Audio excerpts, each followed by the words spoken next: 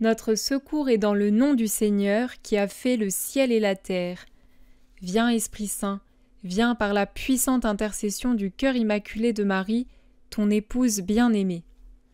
Amen. Bonjour à tous, merci d'être là pour notre deuxième temps de lecture. Et sans plus tarder, c'est parti, on continue notre lecture. Fin de la neuvaine.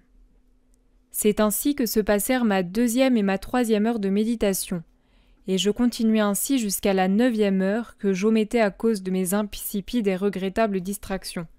Cependant, la voix me demanda de poursuivre les méditations de la neuvaine, m'avertissant que si je ne le faisais pas, je n'aurais aucun répit, aucune paix. Et j'essayais d'imaginer comment je pourrais mieux le faire, parfois agenouillé, parfois prosterné jusqu'à terre. Il y avait des fois où ma famille m'empêchait de le faire pendant que je travaillais, mais je voulais satisfaire mon si bon Jésus. C'est de cette façon que je passais tous les jours de ma sainte neuvaine jusqu'à la veille du jour où mon bien-aimé Jésus me donna une récompense inhabituelle et inespérée. C'était la nuit avant Noël. J'étais seule, sur le point de terminer mes méditations, quand soudain, je ressentis en moi un courant de ferveur inhabituel. Je me trouvais en présence du très gracieux bébé Jésus. Il était si beau et si charmant, mais à cause du manque d'amour des créatures ingrates, il tremblait de froid. Il agissait comme s'il voulait m'embrasser. J'étais ravie. Je me levai immédiatement et courus pour l'embrasser. Mais quand j'essayai de le serrer dans mes bras, il disparut. Ceci arriva par 3 fois, et chaque fois, je ne pus l'embrasser. J'en fus très émue, toute pénétrée d'amour. Je tombai dans une ivresse amoureuse. C'est difficile pour moi de mettre tout ça dans des mots, car je n'ai pas la bonne manière de m'exprimer. Je ne nie pas que j'étais toute transformée d'amour par Jésus. Cette ferveur inhabituelle dura plusieurs jours, ensuite elle diminua graduellement. Pendant longtemps, je ne laissai transpirer absolument rien de tout cela à qui que ce soit. Par la suite, la voix à l'intérieur de moi ne me quittait plus. Comme je continuais à tomber, la voix me réprimandait après chacune de mes fautes coutumières. Elle me corrigeait, m'enseignait que je devais tout faire très bien. Elle me donnait un nouveau courage quand je tombais, et elle me faisait promettre d'être plus vigilante dans le futur. À présent, notre Seigneur continuait d'agir avec moi comme un bon père envers son enfant, de toujours ramener l'enfant égaré dans le chemin de la vertu, de toujours user d'efforts paternels pour la garder à son devoir, afin qu'elle produise pour Dieu honneur et gloire, et qu'elle recherche toujours la couronne enviable de la vertu. Mais hélas, pour ma honte et ma confusion, je dois m'exclamer « Ô Jésus, comme j'ai été ingrate envers toi !» J'aimerais qu'on s'arrête sur la fin du texte qu'on vient de lire, sur cette voix intérieure que Louise aperçoit et où elle dit qu'elle ne va plus la quitter. Une religieuse, une fois, m'a donné un document très éclairant que je voudrais vous partager maintenant. En fait, il s'agit de regarder la différence entre le bon esprit, qui vient de Dieu, et le mauvais esprit, qui vient du diable. Et on a tous en nous cette voix divine, mais parfois, c'est pas la voix divine, c'est la voix de Satan. Donc je vais vous passer à l'écran là, ce fameux document. Alors, donc vous voyez déjà, on va voir le bon esprit. Et on voit que tout ce qu'on va lire là, c'est ce qui se passe dans le texte qu'on vient de lire. Donc le bon esprit, il nous éclaire, il nous montre la vérité. Il nous invite à la conversion, à la reconnaissance de notre péché et au repentir. Il met dans l'humilité. Ensuite, il encourage, il fortifie, il cherche à venir en aide, suggère des moyens de s'en sortir. Il nous libère, il nous fait progresser. Et surtout, ce qui est important, c'est qu'il nous enracine dans l'espérance et nous ouvre toujours à la miséricorde. Il nous apaise, nous met dans la confiance en la grâce toute puissante de Dieu. Et on voit vraiment que c'est ce que Louisa vit, puisque quand elle dit « La voix me réprimandait après chacune de mes fautes coutumières, elle me corrigeait, m'enseigner que je devais tout faire très bien. C'est le fameux suggère moyen de s'en sortir. Et elle me donnait un nouveau courage quand je tombais et me faisait promettre d'être plus vigilante dans le futur. Et maintenant, si vous voulez bien, on va regarder le mauvais esprit. Le mauvais esprit embrouille, trompe, aveugle et endurcit le cœur. Il favorise l'égoïsme et le repli sur soi, il enchaîne et enferme dans l'orgueil. Il minimise les fautes, appelle bien ce qui est mal et inversement. Il décourage, affaiblit, rend triste et amer. Il inquiète sur le passé et le futur et fait sortir du moment présent. Il fait douter du pardon et plonge dans le désespoir. Il agite, trouble, met dans la peur, inquiète, décourage. Voilà, je trouve ce document très éclairant, très intéressant. Et ce que je nous propose de faire pour la prochaine fois, si vous pouvez le recopier ou au moins vous en imprégner, pour réfléchir en nous, essayez de discerner quand est-ce que c'est le mauvais esprit et le bon esprit qui nous parle. Parce que ce qui est consolant, c'est que des fois on peut se dire bon, Louisa c'est une mystique, elle voit Jésus, elle l'entend parler, et puis tous ces mystiques-là qui entendent Jésus, qu'est-ce que j'aimerais l'entendre? Mais en fait, Jésus nous parle, il nous parle à tous. C'est juste que on a tellement de choses dans notre esprit, des pensées, tout ça, qu'on n'entend plus la voix de Jésus. Et justement, grâce à ce document que cette religieuse m'a donné,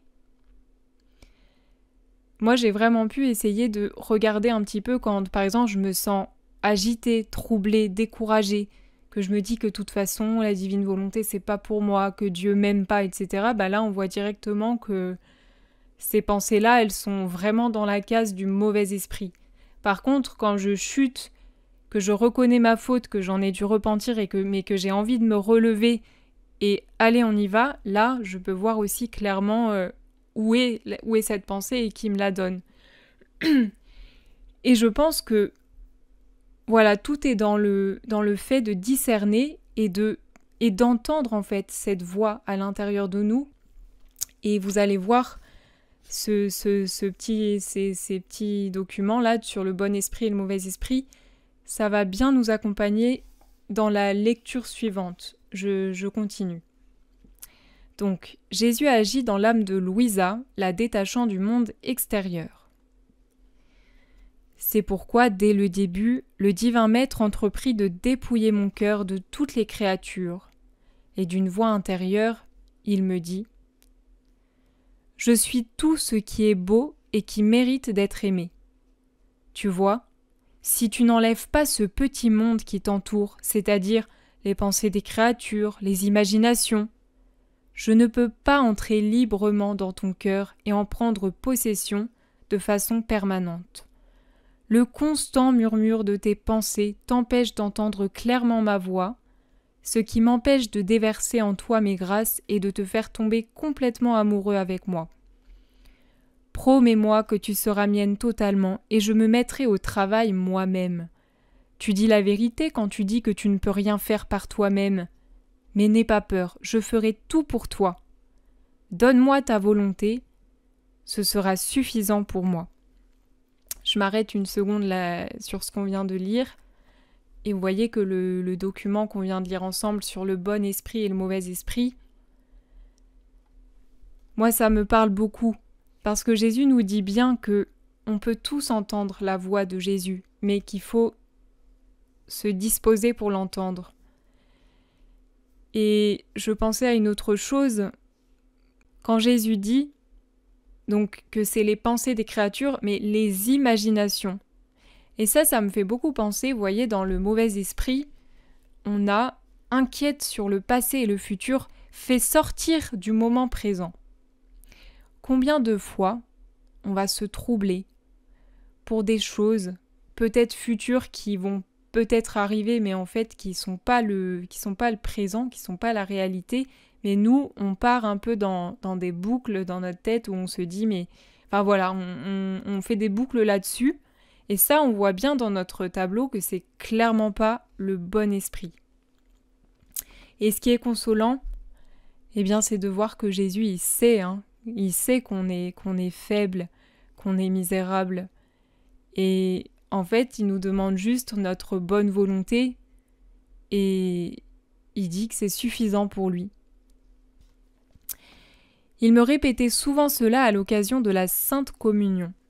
Je promis donc d'être tout à lui demander pardon car jusque-là je ne l'avais pas été. Je lui dis que je voulais vraiment l'aimer, et je priais pour qu'il ne me laisse plus jamais seule. Voyez, Louisa, elle dit, je priais, je lui dis que je voulais vraiment l'aimer. Elle voulait vouloir, elle voulait.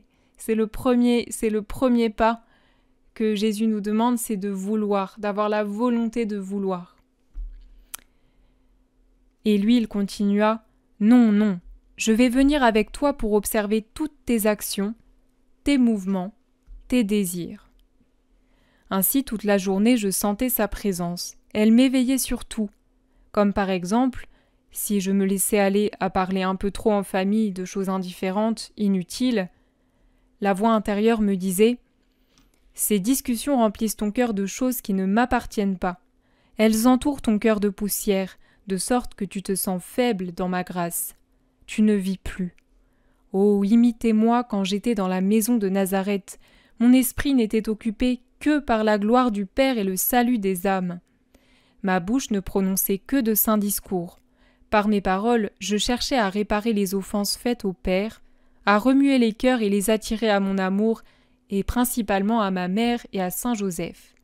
En un mot, tout appelle Dieu, tout travaille pour Dieu, et tout se réfère à lui. Pourquoi ne pourrais-tu pas faire de même ?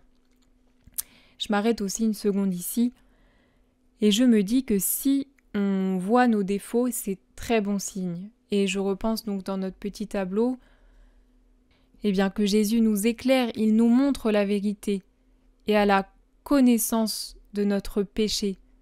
Et du coup, il nous montre nos fautes, parce que Jésus ne veut pas qu'on se contente de ça, il veut vraiment nous emmener plus loin. Et j'aime cette dernière phrase qui dit « En un mot, tout appelle Dieu, tout travaille pour Dieu, tout se réfère à lui. » J'aime vraiment parce que ça résume tout le cheminement spirituel.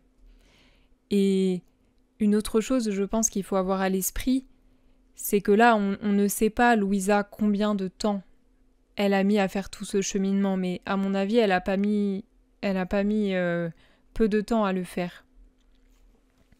Je continue. Je restais silencieuse, toute confuse. J'essayais autant que possible d'être seule. Je lui avouais ma faiblesse. Je lui demandais de l'aide et la grâce de pouvoir faire ce qu'il voulait, puisque par moi-même je ne savais faire que du mal. Si au cours de la journée mon esprit était occupé à penser à des personnes que j'aimais, il me reprenait immédiatement en disant « Est-ce bien le bien que tu veux de moi ? Qui t'a déjà aimé comme moi ? Tu vois, si tu n'arrêtes pas, je te quitterai. » Parfois j'entendais tant de reproches amers que je ne faisais que pleurer. Un matin surtout, après la communion, il m'a donné une lumière si claire sur le grand amour qu'il me portait et sur la frivolité et l'inconstance des créatures, que mon cœur en fut si convaincu qu'à partir de ce moment-là, il ne fut plus capable d'aimer personne. Il m'apprit à aimer les hommes sans m'écarter de lui, c'est-à-dire en regardant les créatures comme des images de Dieu, de sorte que si je recevais du bien des créatures, je devais penser que Dieu seul était le premier auteur de ce bien, et qu'il s'était servi de la créature pour me l'envoyer. Mon cœur était donc plus étroitement lié à Dieu. Si je recevais des mortifications, je devais le regarder comme des instruments entre les mains de Dieu pour ma sanctification, afin que mon cœur ne reste pas ombragé avec mon prochain. C'est ainsi que je voyais toutes les créatures en Dieu. Quel que soit le manque que je voyais en eux, je n'en perdais jamais l'estime. S'ils se moquaient de moi, je me sentais obligée, redevable, en pensant qu'ils me faisaient acquérir de nouvelles choses pour mon âme. S'ils me louaient, je recevais cet éloge avec mépris, disant « aujourd'hui ceci, mais demain ils pourront me haïr », pensant à leur inconstance. En bref, mon cœur a acquis une telle liberté que je ne peux moi-même l'exprimer. Alors c'est vrai que ce texte, il est d'une richesse. Et voilà, comme je vous disais tout à l'heure, on ne sait pas combien de temps Louisa elle a mis pour faire ce cheminement. Mais je pense pas qu'elle ait mis 2 jours à le faire. Donc ça, c'est consolant. Et nous, on est vraiment invités à avancer petit pas par petit pas. Et ne pas oublier aussi qu'on va revenir au cours de la lecture des 36 volumes sur toutes ces choses. Je pense là notamment à la dernière partie qu'on a lue là sur la manière de regarder les hommes, de regarder les créatures de Dieu en Dieu, pour pouvoir, si elles nous font du bien, voir Dieu à travers le bien qu'elles nous font, et si elles nous font du mal, se dire qu'en fait, Dieu nous travaille et qu'il se sert des créatures, il se sert en quelque sorte du mal qu'on reçoit pour nous travailler, pour toujours transformer ça pour sa gloire, et pour nous façonner comme lui, il veut qu'on devienne. Mais heureusement, tout ça, il va en reparler. Donc on aura vraiment l'occasion d'avancer petit pas par petit pas avec lui. Donc c'est super. En tout cas, là, d'ici dimanche prochain, eh bien, ce qu'on peut faire, c'est relire ces petits documents que je vous ai mis là dans la vidéo, et puis essayer d'être un peu plus attentif à qu'est-ce qui se passe en nous. Où est-ce qu'on peut aller mettre les pensées qui nous viennent, si c'est des pensées du bon esprit ou du mauvais esprit. Et vraiment, au cours de notre lecture et au cours de notre vie, en fait, de nos journées, d'essayer d'avoir ça à l'esprit. Je ne vais pas aller plus loin pour la lecture pour aujourd'hui parce que c'est très riche. C'est vrai que le tome 1 de Louisa, c'est un des tomes les plus riches, il est très très riche. Donc, on ne va pas avancer vite pour le tome 1. Peut-être que des fois ça ira plus vite, j'en sais rien. Mais là, ça me semble important d'essayer de méditer tout ça, de s'en laisser imprégner jusqu'à la semaine prochaine. Et puis voilà, on avance petit à petit. Et je vous remercie beaucoup de m'avoir accompagné aujourd'hui. Je vous dis à très bientôt, à dimanche. Soyez bénis. Viens, je veux t'emmener avec moi. Ouvre ton cœur, écoute ma voix. Tu verras de bien plus grands exploits.